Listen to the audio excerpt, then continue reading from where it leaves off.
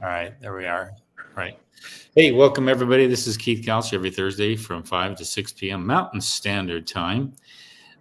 We have live chat and we just talk and reach out to people and they reach back out. We have quite a few email questions, people that could not be at live chat. So I will respond to those later on and then they will be able to watch the live chat later on. We've got with us a great guest. This is Jez Wilson. He's from Boise, Idaho. And we're going to talk to Jez and his success story and the challenges and the ups and downs of what's called a 203-5K or 203K loan. It's a rehab loan with the federal government, usually the HUD, Housing and Urban Development Organization with the federal government.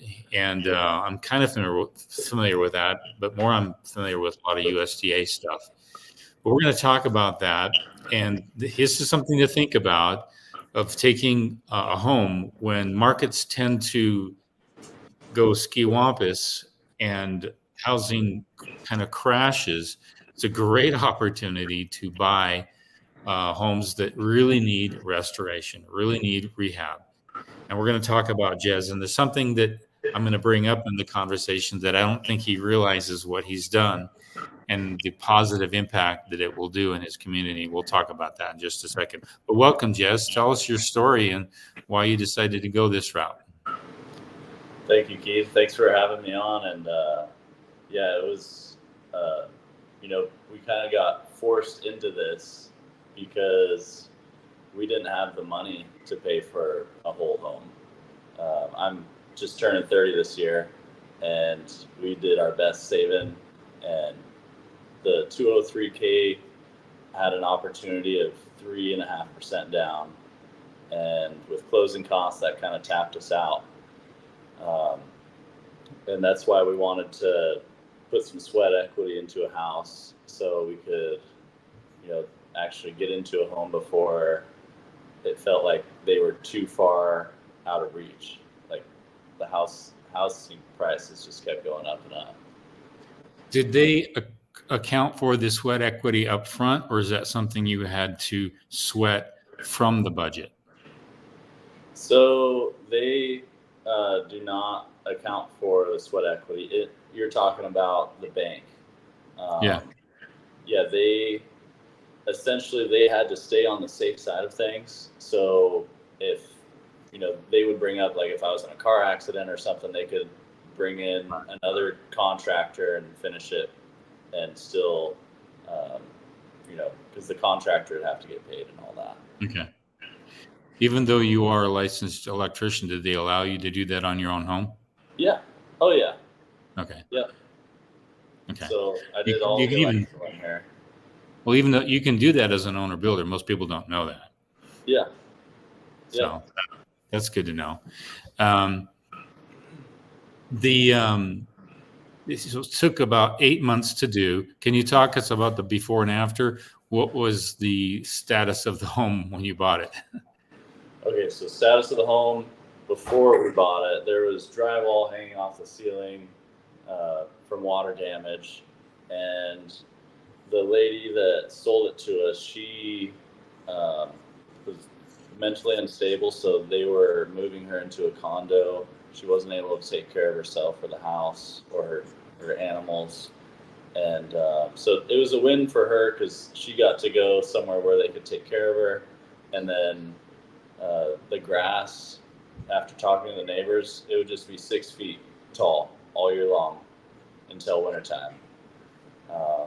So they were really happy that we could clean stuff up. But she ended up leaving a ton of stuff, which she said she would take it all out, but I didn't make any gripe about it because she had 4 offers and 3 of them were cash, and the other 3 offers were $35,000 more than ours. But our realtor listened to our story, so we grew up here and we planned to remodel it, where the cash offers, they were going to bulldoze it and just put duplexes in here. Oh, yeah. So she really liked that we were coming back to where we grew up, and gave us And the 203, it was a 60-day close, so it took a long time to close. There was a lot of paperwork, and um, it just felt like a godsend that she would choose us. You know, a 60-day FHA loan over cash offer closed in 15 days. Wow. Yeah, yeah. So I just got to thank God for that. Wow. Yeah. There are some good people there in the world. Yeah. Yeah, so they're. I don't know if they can see that on the screen as well, but that is the exact same angle of the back room. So when you see a picture from the outside, this is the back room. It was a full, just open room, with a lean-to style ceiling. It was just too far gone, so we took off that little back section and ended up putting some. Actually, what I learned from your course, the scissor trusses, so Okay. that way we could have vaulted ceilings down that hallway, and we had to cut up the concrete to put the bathroom and then the office to the right there. That's where I'm in right now. Was she living in it at that time? She was living in it, and so the movers, they were going. She hired movers to move all the stuff, but there was so much rat poop or mouse poop that they refused. So it was her intention to get all the stuff out, but she couldn't. She couldn't find anybody that would touch it. Wow. And yeah, it was a lot of stuff. We I think it was an 18-yard trash can we had out front, and How many times you fill that up? 4 or 5 times. Yeah. That's a lot of trash. Oh man, it just didn't end. Wow. Got really lucky with the floors. So there still is a couple spots where it was her dog's favorite spot to go Yeah. that didn't fully clean up, but very happy with the hardwood floors. And my wife actually did some hunting to find the same white pine, or not pine, oak, the white oak. Okay. And it was at a wholesale store, but she called like 7 or 8 places, and so we got the oak was in the living room and 2 bedrooms, and then it stopped in the kitchen. But we wanted to finish it through the rest of the house, and finishing it through the rest of the house was like $1.20 square foot for the material. Okay. Typically, that stuff sells for almost $6 a square foot. So it's approximately a 75-year home. Was it on a slab on grade or stem wall? Stem wall. Stem wall. How much of a clearance did you have below? Sorry, what was it? How much clearance did you have below? Good clearance. Roughly 3 feet. So That's good. yeah, it was a nice crawl. So my brother and some of his friends actually went down in there and pulled all the stuff out. There's just like a bunch of trash, and the old HVAC system was in the crawl space. So Wow. they cut that up and pulled it out of there, and we got the 6M down there. And a tough part that I ended up doing was, in that last picture, you could see there was a wall, and we took that wall out. So just to the left, we put a beam up in the ceiling, and so the clean picture on the right, on that corner, is where the support for that beam goes down, and I had to pour a 3-foot by 6-foot footer down in the. Did they require some engineering for that, or that was just based on experience, or what? So that was the city, and I also feel very blessed by the city, because I really didn't have any the architect that I first hired, I tried to go really cheap, and it ended up working out. But my architect it was like $600, and it's some guy offline. Um, I think he was in like another country or something, and I kept bringing it back to the city, and they would give me corrections. And eventually, they were like, "Hey, stop talking to that guy. He doesn't know what he's doing." And they just circled a couple photos, and they said, "Draw this on your plans." So I just got out a ruler and drew it, and they're like, "Okay, that looks good." Um, so they didn't require engineering. Well, good for them. I'm happy Yeah, to see a city have guts to help you. A lot of cities won't do that. They'll just say, we want a water survey, we want engineering, we want, and throw it all on a third party, and yet they won't help their citizens at all. And I'm really, it's nice to hear that you have yeah, a permitting office like that. yeah. They were awesome, and they did mention that it helped that I went in.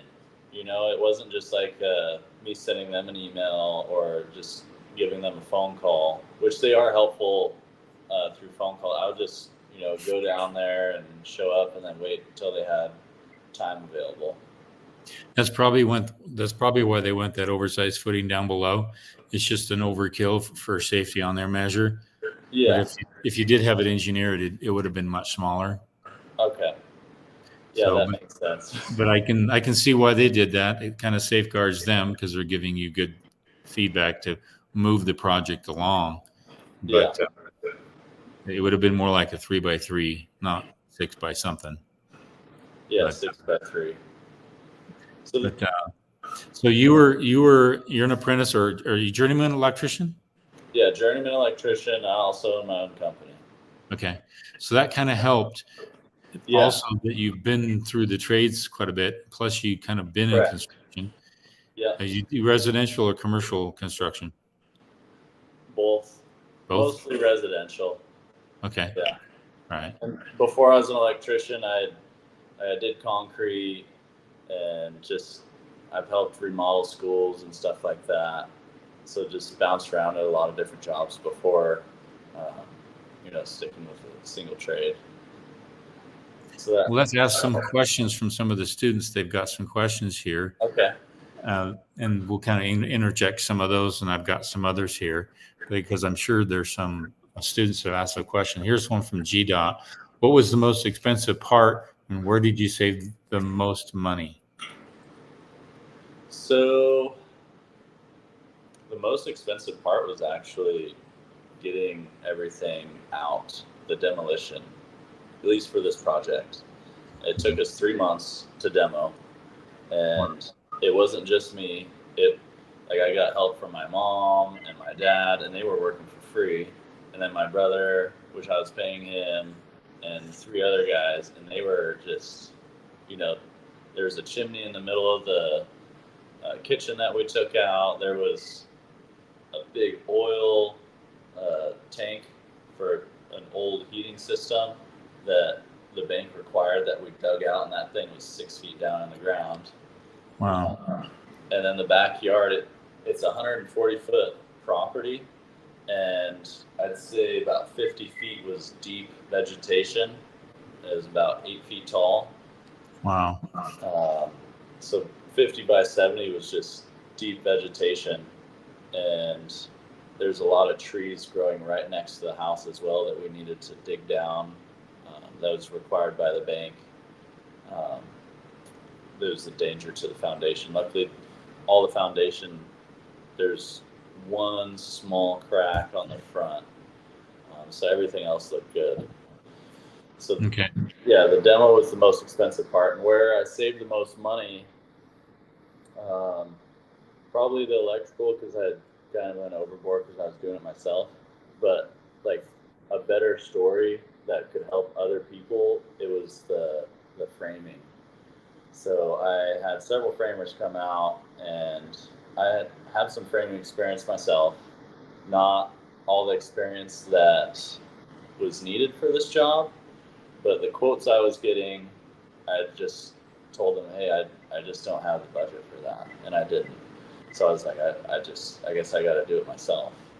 And the Hispanic guy that he does several new construction jobs. I actually met him on another remodel, and he came out, and at first he told me it's like 16,000, and then he told me 12, and then he said he was out of work and that he would do it for 6,000.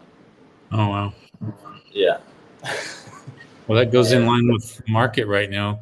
You can get yeah, labor for a much better price now than you could 2 years ago. right. Yeah.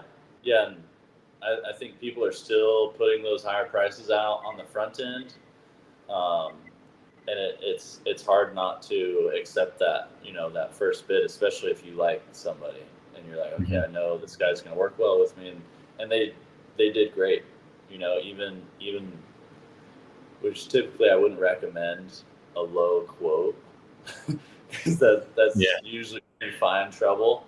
But he had his son out here, and then he would come and check on things. But his son could pretty much just do everything. It was just more like when they needed more people to like hold up the beam and all that fun stuff.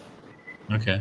But yeah, they were great. They just read the plans and asked questions when it was needed, and but yeah, I think that was the biggest savings there. That it's. I've been trying to tell people that I did a post on finances, the market update, and everyone is looking for a unicorn. All interest rates, or I'm going to get commodity prices are going to go down, and everything's going to be perfect. But it doesn't work that way. Love that, but yeah, So I mean, when it's actually best to build during a slow economy. It sounds weird, but it's always been easier because you get the cream of the crop. Labor prices always flatline or they go down.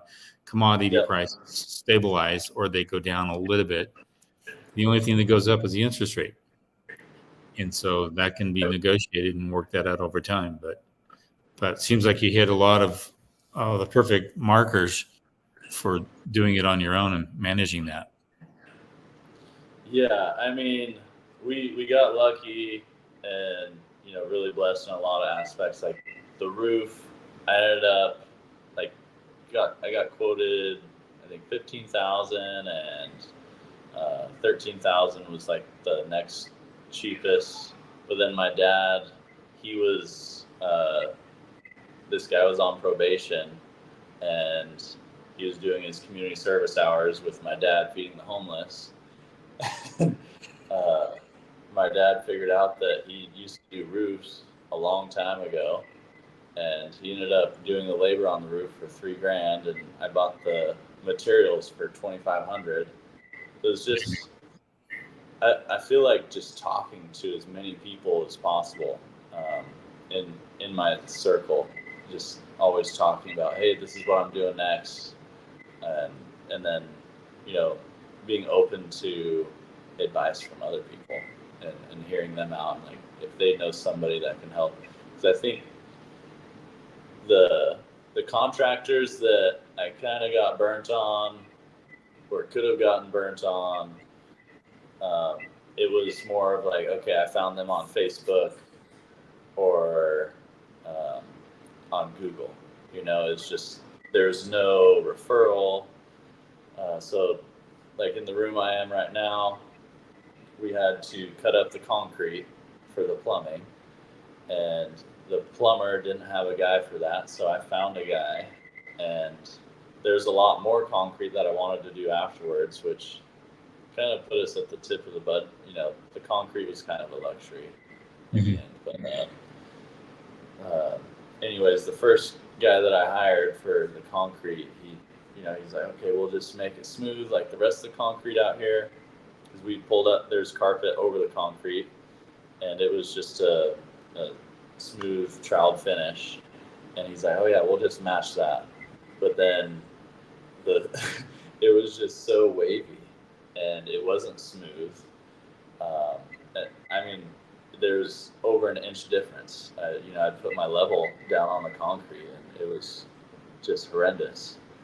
Um, Luckily, I talked to him and said, "Hey, like he was new in business," and I told him like I'd been in situations where like not everything went right, and talked to him about, hey, let's make things right. I know that's the type of business owner you want to be. And so he came and he grinded out the concrete, but it could have been like something where I had to hire somebody else to finish it, and then that contractor's mad at me because he thought he was giving me a good product when it was just a crazy piece of concrete. Hey, Jez, you were talking Yeah. about how you had an incentive for your inspectors. Yeah. So that was a challenging point on the front end of doing this 203K loan. I've I forget how I found out about that 203K. I do spend a lot of time on YouTube. Just while I'm driving, I like to listen to stuff. And the challenge is it's because it's a, did you say it's a government program? But the payment to the inspector is, it's like $350, and like that's the law, and that's what it is. Clearly and I needed 6 or 7 inspections. So there's like the initial inspection and then all the draws. So in today's market, $350 doesn't cover that at all. It's closer to like $2,000 is what I ended up paying him. And the creative way we got around that, so it's not like I'm bribing him, is he did a drawing and a floor plan of the renovation for me, and then I paid him for that drawing. But for him, it was simple, and he'd already had CAD, and for him it was worth it to do that drawing, and then I could pay him a good amount for that. So basically giving him more work to do than just the inspections. Okay. We did get another question here. This is from Kauai Sosu. What is the difference between cash-only houses, as is, no repair, and being able to qualify for FHA 203K financing? Yeah, that's probably a question for me. I'm not a lender, but I have worked as a real estate agent. I have done a 203K. I've had clients that have done it. One got so frustrated, just to warn you, people get frustrated because it does take a lot of time and patience, like Jess has done, that they just went conventional. They had that privilege to choose. FHA means like first time home buyer. So if you're looking into the program, and it's just a matter of finding a lender that is willing to work with you too, and then having them go and see if it qualifies. But they're almost the same because FHA is very tight requirements, down to smoke alarms and making sure the handrail is proper. FHA is really strict, but with the 203K, it just puts money in escrow to pull from to rehab it. So I would say majority of them, I'm thinking that I say cash only, could go into the 203K. It's worth investigating and looking into. Most, like Jez brought up before, most sellers do want to just get the cash and quick close. But you find if you can pull their heartstrings, you can get people. There are a lot of good people out there that want good families in the neighborhood. Not just an investor to come in and buy the house. They want people that want a home and to raise their family there. And so if you're a person like that that wants to live in a neighborhood because of this is a good route to look into. Just be prepared. It's a lot of. Okay. Yeah, I'll bet you made an influence on the neighborhood. You may not know it, but it actually does lift the neighboring properties. Yeah, so the neighbors to our left, they started mowing their lawn and they put in flowers. Across the street, they took out this big old nasty tree and they also put in flowers. And the neighbor straight across, he's always taking care of his place and he thanks me all the time. He's like, "This is so awesome."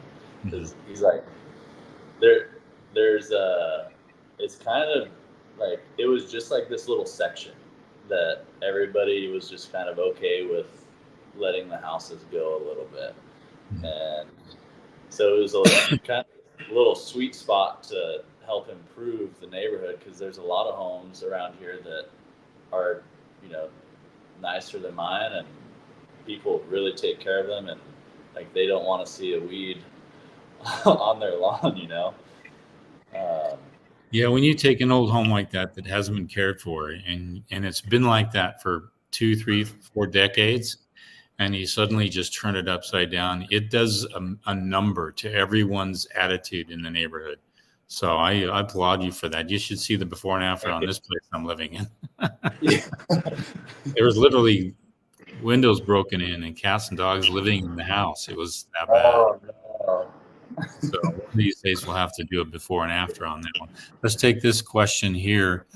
Did you run into any issues with being your own GC when applying for your loan? I was under the impression that FHA loans required a licensed GC. Yes, we did. So, because I didn't have GC experience, technically, for a project this size, they required another contractor to sign off on the project. So essentially, they were the acting general contractor, and then that general contractor and it was all in the paperwork. He was allowed to let me do all the work. And that's just with the bank's perspective. That's not what the permitting Correct. office, right? Oh yeah. I ended up doing all homeowners permits, besides the plumbing and the HVAC. But Yeah, I think banks need to relax. They'd have a bigger market if they could work directly with owner builders and have some sort of stipulation of inspections and all that embedded into the whole program. yeah, that would be great. Yeah, luckily it was a relation. You know, being in the trades, I had relationships with several general contractors, and this guy, he was willing to just say, "Hey, you owe me one." So then it was like a Sunday night, and one of his tenants lost power, and I went and did a service call for him. Okay. Normally, if somebody calls me Sunday night, I'm not answering. That's good. There's another question here from Too Much Tenacity. Also, did you look at any other financing options? Yeah, we looked at just like typical remodel loans.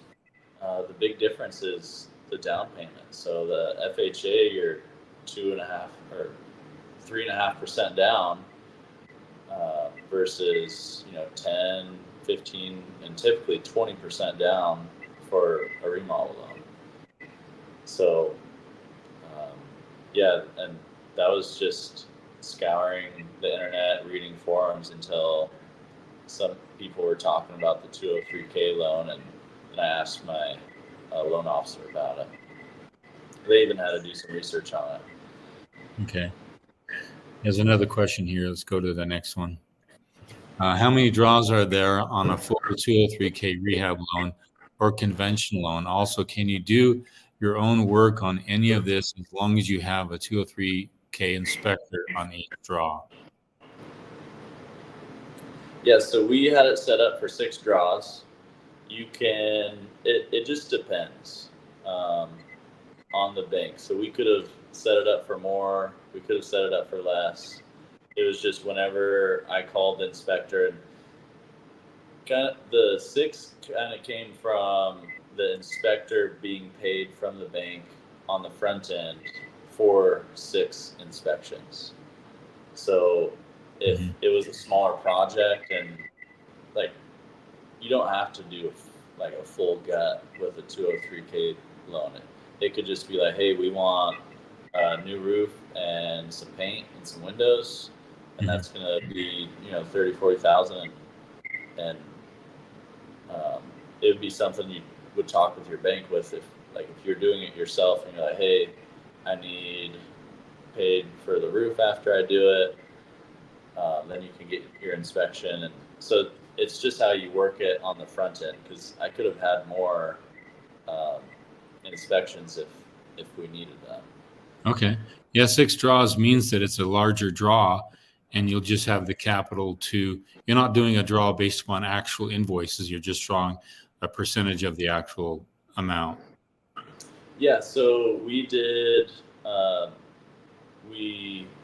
And actually, from some of your paperwork on your site, I drew out, and we had budgeted for each item, and then so on the front end, all of those items, once they're done, they have a dollar amount, and it doesn't change if it costs more or costs less. So like when I got the framing done, I just had like a bunch of extra money from that, because the framing, we had budgeted, I think, 16 grand for it.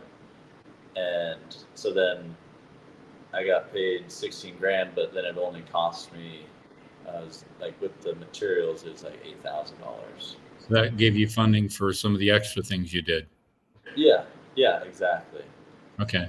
Yeah, that's a different way of doing the loan. With the USDA project I'm doing right now, we have to submit the budget, and then we have to submit the draws tied to that budget, but we submit the invoices with it. So did they see the invoices with it, or are you just an actual raw amount? No invoices. It was just, they would require pictures of the completed work, and the inspector would take the pictures and then give them to the bank. And once the work was completed, they would just give us the agreed upon budget amount. Okay. Yeah. Great. Any other questions should we have here? Let's see here. Retrainer. Let's see. Kawai Soso. So what was your total Reno cost and square foot for the home? So it ended up being 120,000 and 1,100 square feet. So 20,000 of that was concrete. The front driveway is, I believe, 70 feet long by 17. No, 70 by 20. And then we did a large patio pour in the back. So the concrete was a little extra. Okay. No, 120 sounds about right for that size home. They can usually run anywhere from 80 to 150,000 for some of those homes. I just did a Pioneer home restoration. It was close to 150 on that one. And it's all dependent upon a nice foundation, and that's really stable. You don't have to go down too deep. That can save you quite a bit. Any other questions here? What was the most helpful from the How to Build Your Own Home course? That's a good question. The budget. Yeah. And also, I feel like there was like the budget on the front end of everything, but when you actually buy the course, like I don't know if the prices are the same, but I think it was like $800 or $900. And it's the small tidbits in the videos, like you pulling over because you see a contractor that is doing the work that you need done, and then you start talking to them and say, hey, can you come give me a quote? Because there's tons of contractors around here, and you can drive into any new construction neighborhood, and those new construction guys, they're only working there because they're a good deal. Yeah. Well, that's interesting, because with the USDA, I'm doing all of my subs that I hire for the client have to be licensed and certified. But it sounds like with this one here, since they're just giving you a budget that you guessed in your mind is the best budget to rehab this home. But then they're Correct. just giving you the money and you just pay everybody the way you want. Exactly. There's a lot of liberty and freedom with that. Yeah, definitely. Okay. But they would, take a little bit to pay me for sure. Yeah. It was. I don't know if we talked about it during this, but I'd gotten quoted from other people, and it'd be something you definitely want to talk to your bank about on the front end is how fast the draws are. Right. But a lot of the draws were 3 weeks, and the longest draw took 6 weeks. Okay. And that's after I got the inspector on site. So that's basically with a bank. The money's coming from a bank, and the federal government just guarantees it. So the bank is more loose with their money to give it out to you. You're saying. So the bank gives you the liquidity; they give you the cash, but the loan is guaranteed by the program. Correct. Okay. Yeah. That's okay. What that basically means is that if you're a first-time home buyer, they want to see either a guarantor who's going to come in and say, yeah, we have this program, go ahead and give the money and we'll guarantee it. And that's what the federal government does. It comes in and then helps push that loan uncertainty over the edge so that the banks know that if for some reason you couldn't do it or default or what have you, then the government backs up that loan. The government doesn't issue any of the money. The issuance of the money comes right from the bank, if I'm correct. Yeah. And that's weird. It's weird then that the draws would take that long with the bank. Yeah, they had one young guy that I was in contact with, and he would just take vacations and very slow on email, and that was like the only way he wanted to talk was on email. Wow. And yeah, just over the phone, he was just lackadaisical. I don't know if it was just that one guy or, but I'd talked to other loan officers, and they said they'd be able to do it a lot faster. Like they could do it in a week. Wow. You never know who you're going to run into. Yeah.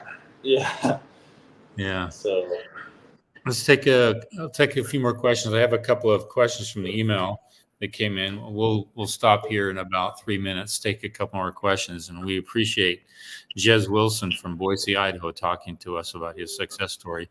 This one here is from Zem Boy. I don't know if this one. Yeah, I don't know if this is just a general question or for Jez. I think it's, do you have a conditioned attic, conditioned crawl space? I think this is for Jez. No, I do not. Okay, where'd you put your HVAC unit? It's in the closet. So that is another little story in itself. Originally, it was going to be in the attic, just for square footage reasons. 1,100 square feet. We wanted to save as much as we could, so it was going in the attic. It was on the plans, and then the inspector, the HVAC inspector, said it wasn't there wasn't any addition on the framing plans, so we would have to bring the plans and resubmit them to permitting and get it engineered for the furnace to be in the attic. And we said, well, can we just put it in this other space and make a closet? And they said, oh yeah, you don't need to resubmit for that. So we just put it in a closet. That's because those units can weigh quite a bit, and it's going to hang from the rafters, and that's going to add to the load of the roof itself. And with the snow load, which you do have up there, that could be an unsteady thing. So I can see why they would do that. Yeah, and I trusted their their intuition with it, and I just went along with stuff because I know the electrical side of things, but then when it comes to HVAC or snow loads and all that fun stuff, I know it's enough to get myself in trouble, Okay, but that's good. See, yeah. any other questions here? Too much tenacity. Did you get bids before or after your plans were approved by the H? That's a good question I have right here. Go ahead and answer that one. What's the AHJ? That's the program. Okay. Yeah. So we got bids after we had plans.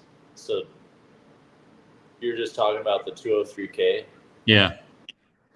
So, I mean, we were approved for the loan, and But we how got did bids. you get the numbers for that loan? Did you go out and So get some bids before all that? we got the numbers based off of. So we got into under contract, and then we got plans for what the after rehab value would be. So we got the plans and then got the after rehab value, and then we got approved for that loan amount, the after rehab value, and then we got bids after that. So that's why it was a 60-day close. Okay. There's a lot to do in there.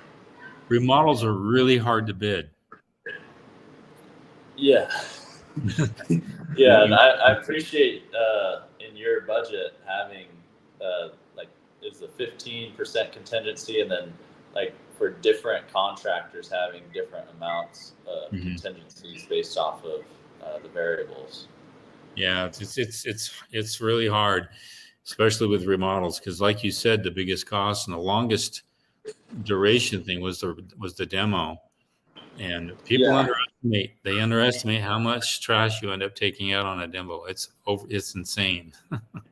Well, it was supposed to be all cleared out, but we just agreed upon it because the seller, she was cool, so we just went with it. But yeah, we budgeted $3,000 for the demo. Okay. Well, great. No, we appreciate you, Jez, for being with us today, giving people some feedback on, doing it yourself. There's a before and after on the rehab.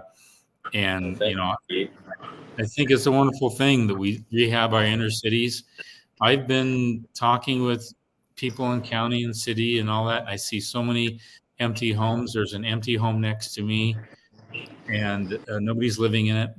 And I see so much restoration in America that could take place, and we could actually lift our communities again and not have to go out and live in the suburbs. Right. Yeah. And I'm happy to see what you've done there. And if you can send us a video of your process and testimonial, we'll put it on our website. It really helps people see the value of doing things on their own, and we'd appreciate that. That would be awesome. Yeah. What type of video would you like? Just a 1-minute testimonial, and where you are, Boise, and maybe some pictures with it, and just shoot it. And you can even send it in bits and pieces, and we can edit it, and my wife can edit it, my son, and we'll put it on our website as a testimonial for the program. Yeah, because I don't know if I would have had the courage to do this if it wasn't for you, Keith, and you make your videos.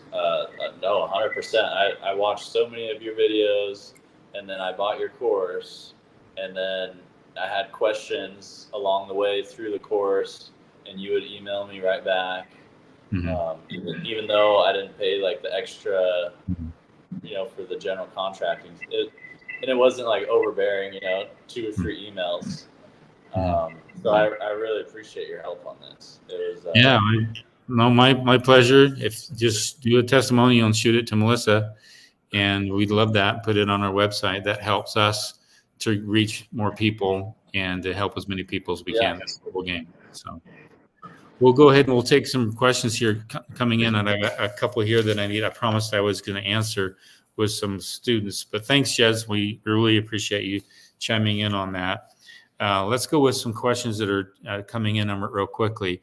This is from Sunshine. Hi, Keith. If not hot and cold was piped to the exterior underground, what could it be used for in the future? So if hot and cold water was piped to the exterior underground, what could it be used for in the future? ADU unit or something. I don't know where it's piped to, but you could utilize that down the road. Just keep in mind that the hot may not be insulated, and so it may take a long time for that to get to a destination and be warm and eventually be hot. But you could reuse that. And the question I have would be, what kind of pipe is it in? Is it in old copper pipe, or is it in PEX, or is it just in straight PVC? What would it be in? And that would be a real helpful thing. I would never bury any water pipes at all unless it was in PEX sleeved pipe, which is a pipe inside a pipe. So if there's ever a problem, you can slide the whole thing through. I had a job quickly about a year ago, and a framer hit a Titan screw, and it hit that pipe. And I punctured it, and I had a leak. So we took the Titan back out. We pulled the PEX out, the whole thing out, and we slid a whole nother pipe in. This was a brand new slab on grade. And had we not had the sleeve, it would have been a concrete digging situation. It's not fun. So if it's in a sleeve, all the better. So hope that answers your question. Let's go to the next one here. Wally, what is a good interest rate to pay if you are raising funds from friends and family? And this is a really, really good question. It depends on the nature and the giving nature of that family. I know family that have lent to their family to purchase and buy a home, and they charged them the going rate. And this was about 6 months ago, maybe 6% it was back then, 6.5%. That's what they charged. They charged the going rate. Others may charge a point or two below that because it's how close you are to their heart, and if they really love you and they want to help you. I've seen some that are, say, maybe 3%, and let's say the going rate is 6%. I've seen that too. It all depends on the relationship you have. And if you have a really good relationship and they trust you, like I've borrowed money from family members back in the day, and I paid back pretty quick. And we set the rate, and it wasn't the prime plus one. It was like 1 or 2 points below that. So really, it's a variable thing. Me personally, with the rates the way they are now, and I had the capital, I wouldn't be changing that. I wouldn't be charging that rate, especially to a close family member. I'd try to help them out as best I can. But Keith, just let you know, because I do see this in my office quite a bit. Mhm. We might be a little bit more generous, and our family might be a little bit more generous. Mhm. But majority of people for hard money loans, they're 3 or 4 points above. So if Right. it's 7%, they're charging 10 to 12. So Yep. it is relationship based for sure. Yeah. Hope that helps. Thanks. Okay, next question. Let's see if there's not any questions I have, then I can go to some of these here. We'll go to this next question here, and then I got some email that I promised I would get to real quick. This is Kawhi Sosu. Market rate or below is very generous since it does not go to your credit report. Seller financiers usually add 2 to 3% over market rate. That's pretty much true. If you get an owner finance and they carry the note on it, that's really, really good too. Too Much Tenacity asks the question, what do you use for your water sleeve? Hubby and I are debating what size conduit to install from our well to our equipment shed, a 3/4 inch PVC sleeve. So it's PEX in a sleeve. So that's what you want to go to a plumbing storehouse, and they will help you out with that. You don't need to go anything bigger than the 3/4 inch unless you got really bad flow rate, not good pressure. The 1 inch line might help.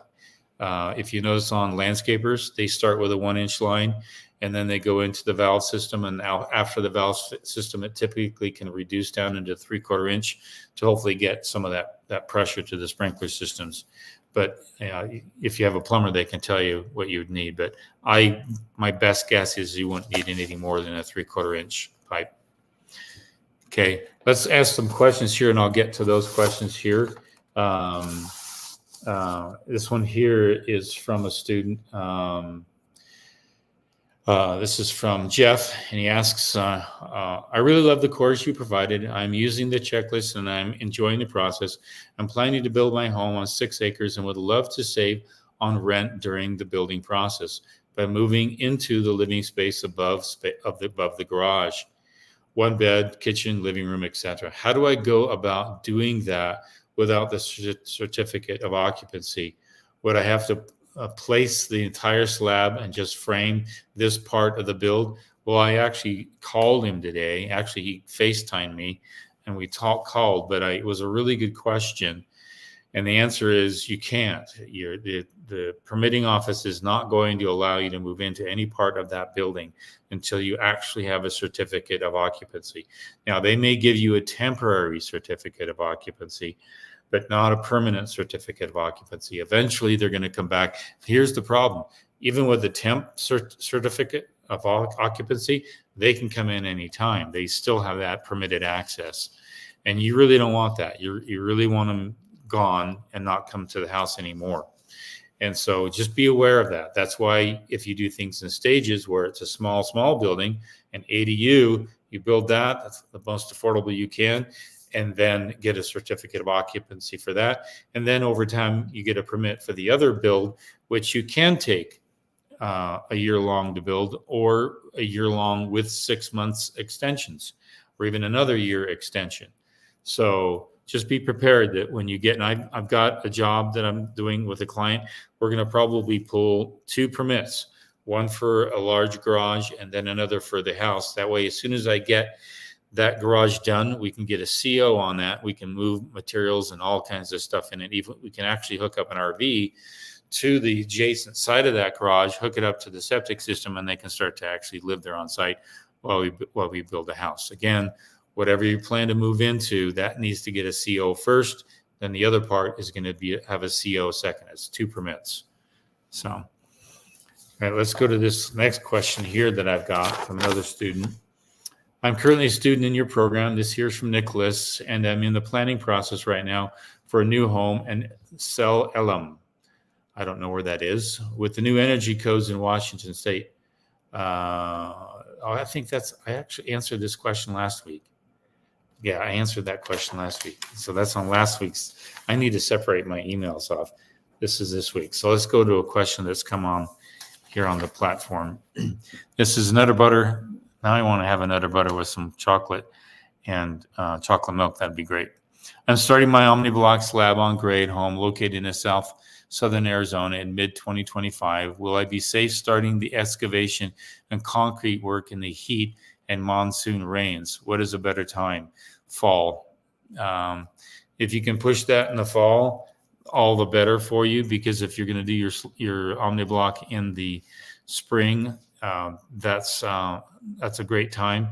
But I wouldn't try to get that slab because you're in Arizona. You're in southern Arizona, very arid climate.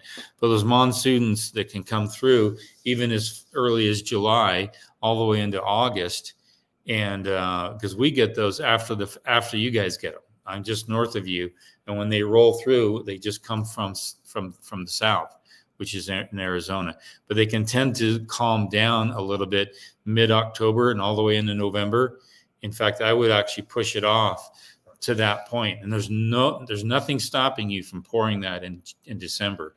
You've got really mild temperatures and climate zone down there, and that's a great time to pour. And you're not going to have the worst thing you can have is to have a slab just under extreme heat try to cure, and it's curing too fast. You want to slow the curing process of that slab, and pushing off your pour into the late fall, even the early winter, it's not going to be a problem.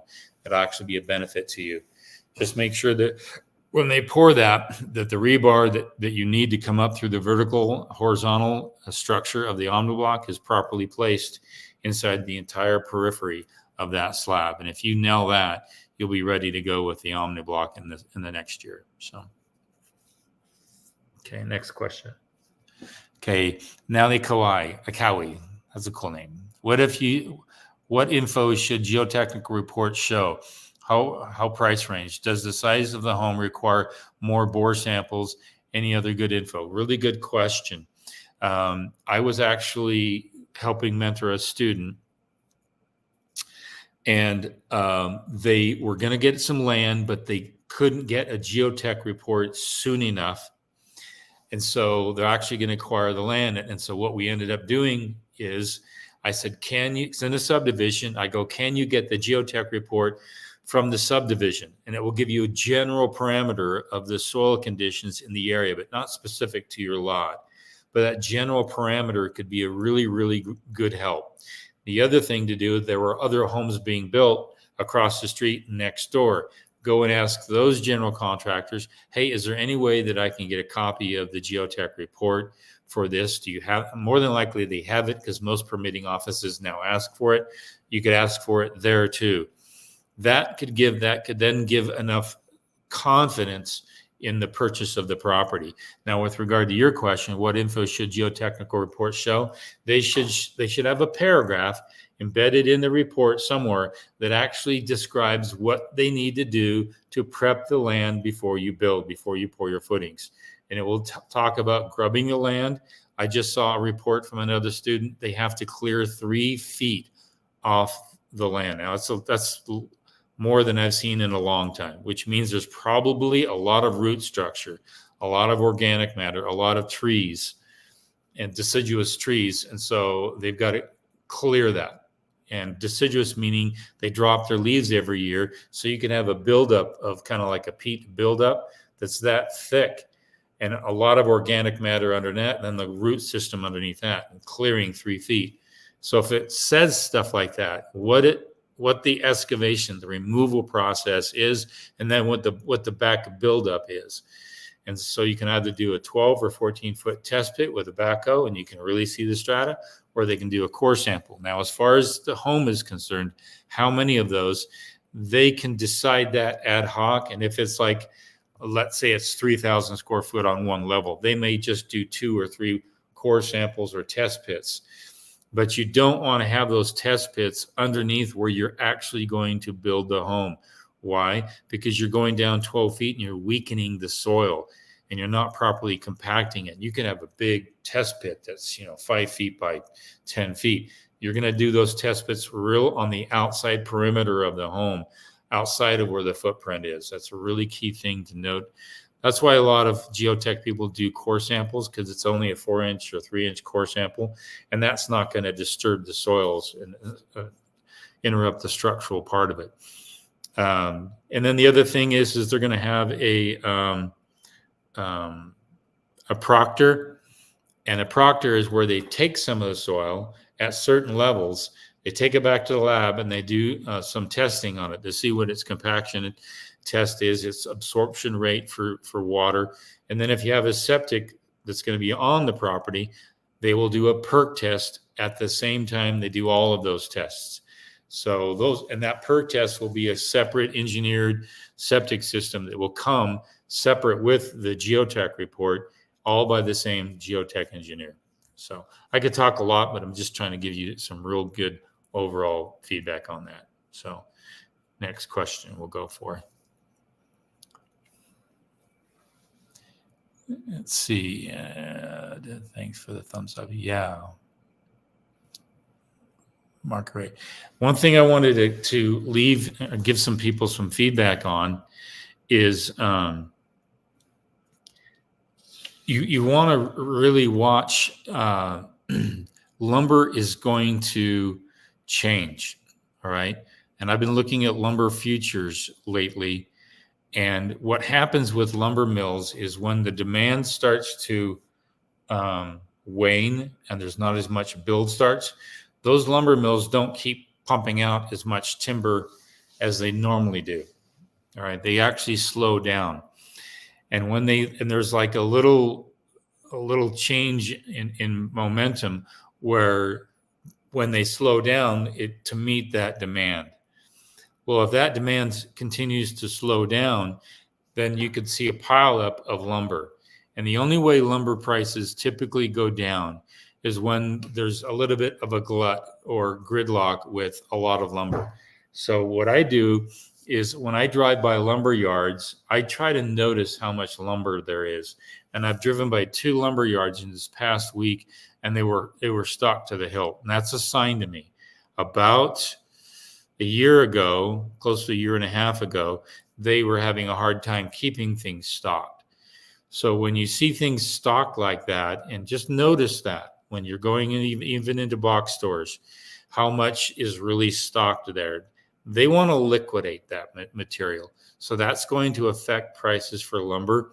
It's just a simple observation you need to make when you're driving by lumber yards, just to see how much is there, especially with the 2x8 material and the 2x4 material. Those are the two number ones, all interior partition framing, and all of your 2x6 material for your exterior walls. So it's something to keep an eye out. Just be observant and aware of that. And again, like we've heard today with Jez Wilson, it's a wonderful opportunity to be able to get labor at a better price. And that's going to be, you will save more there than just about anywhere else. And that's because there's a lot of people hungry. Like I said, I'm a builder.